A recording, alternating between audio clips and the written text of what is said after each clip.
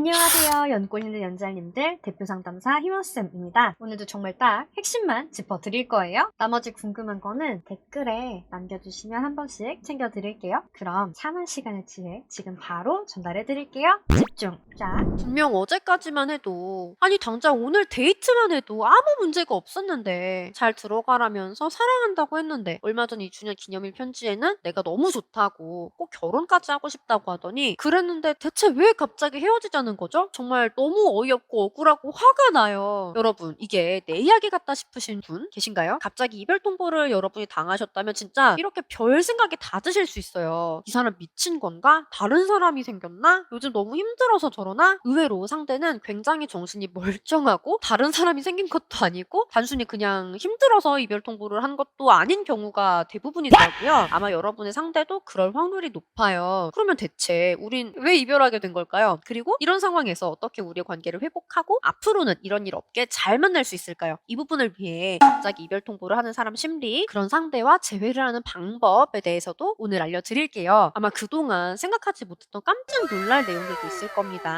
이별이 너무 갑작스러워서 당황스럽더라도 지금 내 사랑을 지키고 싶은 분들은 오늘 놓치실 내용 없어요. 꿀팁 드리는 내용 하나도 빼놓지 말고 챙겨가시기를. 그럼 갑자기 이별 통보를 하는 심리, 이거 먼저 알려드릴게요. 여러분이 깨닫고 나면 가장 소름 돋을 사실은 사실 이게 절대 갑자기가 아니라는 겁니다. 혹시 상대가 이런 말을 하던가요? 나도 많이 생각하고 결정한 거야. 갑자기 이별 통보를 한 사람들한테 너 갑자기 왜 그래? 라고 물어보면 보통 나오는 답변이 이거거든요. 여러분, 장님 3명이 코끼리 다리를 만지면서 각각 이건 다른 생물이다 라고 주장하는 우화 모르시는 분 안 계시죠? 우리가 손잡이가 하나 달린 컵을 같이 보고 있다고 할게요. 손잡이가 여러분들을 향해 있다면 제 눈에는 손잡이가 안 보이겠죠? 저는 이 컵은 손잡이가 없다고 말을 할 거예요. 그리고 여러분은 손잡이가 있다고 주장을 하시겠죠. 바로 앞에 손잡이부터 보일 테니까 우리의 연애도 이런 모습이지 않았나 생각해 볼 필요가 있어요. 내 입장에서는 평소와 다를 게 없던 일상적인 연애였겠지만 상대 입장에서는 예전과 같은 마음을 가지기엔 많이 달라진 연애라고 느꼈을 수 있지 않을까요? 되짚어 보다 보면요. 솔직히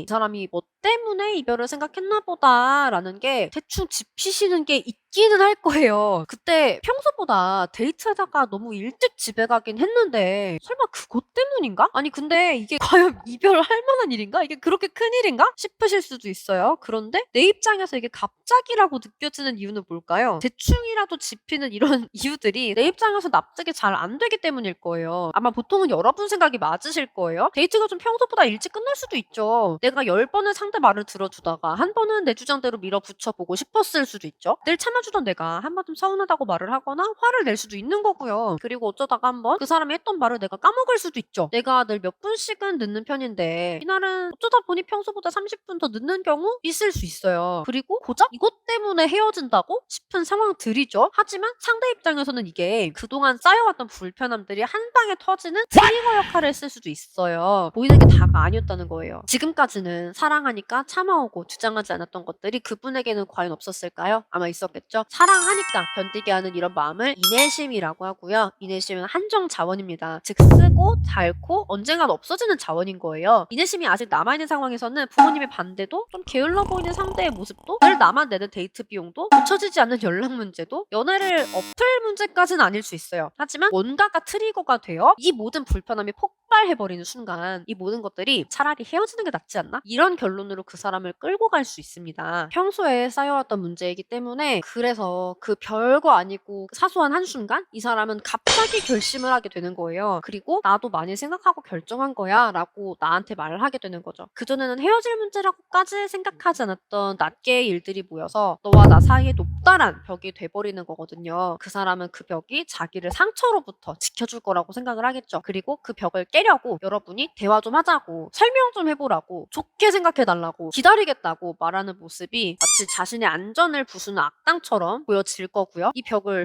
누구 때문에 쌓았는데 그것도 모르고 눈치 없게 자꾸만 벽을 깨려고 하는 모습에 그 사람은 2중, 3중으로 벽을 더 세울 수밖에 없을 거고 그럴수록 여러분은 더 이해가 안 되고 더 화가 날 수도 있고요. 문제는 이게 악순환이라는 거예요. 상대가 그 벽이 자신을 지켜주는 존재라고 인식하고 있는데 내가 그 벽을 깨려고 하면서 관계를 회복할 수는 없는 거겠죠. 물론 아무리 이별 결심이 섰어도 상대도 납득할 수 있도록 시간을 갖자든지 뭔가 천천히 정리하게 만들어주는 게 좋기는 하죠. 다만 상대분도 아마 거기까지 생각하기 하기에는 이별 경험이 많이 없거나 혹은 너무 정신적으로 몰린 상태였을 수 있어요. 당연히 갑자기 이별하자고 하면 너무 놀라서 이렇게 상대를 몰아세울 수는 있는데 그건 더더욱 벽을 더 쌓아야 하는 이유만 상대한테 만들어줄 뿐이에요. 또 한편으로 이 이별이 갑작스러운 이유는 사실은 상대가 여러분을 정말 너무나 아꼈기 때문일 수도 있어요. 마음이 식어가지만 혹시 이건 일시적인 감정 아닐까? 이런 고민이 들고 나한테는 상처 주지 않으면서 자기 혼자 어떻게든 식은 마음을 혼자서 해결을 해보려고 노력을 하다가 결국은 힘들어서 터져나온 이별일 수 있다는 거죠. 어떤 경우든 전조 증상은 있기 마련이에요. 저희야 여러분 상황 분석하면 다 보입니다. 그게 일이니까요. 그래서 이런 전조 증상이 있지 않았냐라고 질문을 드리면 선생님 정말이에요. 그 친구가 이런 말을 했어요.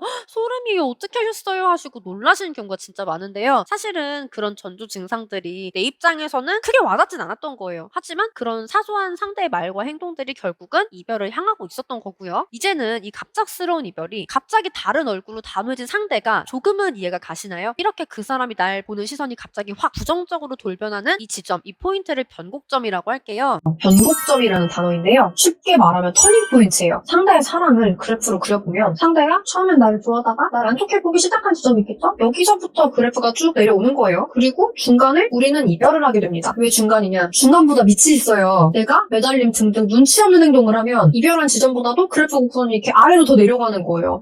끔찍하죠? 어쨌거나 재회가 되려면 아래로 곤두박질만 치는 게 아니라 위로도 올라가야겠죠. 이렇게 한번 방향을 바꿔서 올라오는 변곡점을 하나 만들어 주셔야 돼요, 여러분이. 이거를 만드느냐, 못 만드느냐, 이게 재회의 한 50%를 좌우를 한다고 봐도 정말 과언이 아니기 때문에. 예전에 한번 이렇게 짚어드렸었는데요. 부정적 변곡점 이후에는 상대분은 빠르게 이별이라는 결정을 내리기 위해서 왜 이 이별이 맞는지에 대한 정보를 모으기 시작해요. 즉 이별에 대한 합리화 작업이 시작이 되는 거죠. 지금부터는 상대가 뭘 보고 듣더라도 그거를 그러게 그래서 이별이 맞지? 이쪽의 근거로 인식한다는 거예요. 합리화는 본인이 옳다고 믿기 위한 행동이니까요. 그래서 빠르게 긍정적 변곡점을 만들어줘야 이별에 대한 합리화가 중단되거나 더뎌지고 특히 이때 잘 마음을 돌려놔야 재회가 쉬워진다는 거죠. 이별의 합리화 과정이 진행되기 시작하면 상대는 나와 연락과 만남을 모두 줄여버리게 되기 때문에 시간이 지날수록 눈에서 멀어지면 마음에서도 멀어진다는 말이 정말 현실이 돼버릴 수도 있어요. 그래서 연애도 타이밍이듯이 재회도 타이밍인 거고요. 그러면 그 타이밍 잘 잡으려면 연락은 언제쯤 어떻게 보는 게 좋을까요? 그 부분부터는 이 영상들을 참고를 해주세요. 두 번째 영상은 아까 변곡점 영상이에요. 내 상황은 얼마나 가능성이 있는지도 영상 보시면서 작가 진단이 어느 정도 가능합니다. 저는 재회를 하고 싶은데 어떻게 해야 되죠? 하는 고민 있으신 분들은 댓글로 질문 되게 많이 남겨주시던데 좀 더 정확하고 빠른 의논은 진단지를 제출을 해주시면 돼요. 진단지는 고정 댓글 링크에서 상황 남겨주시고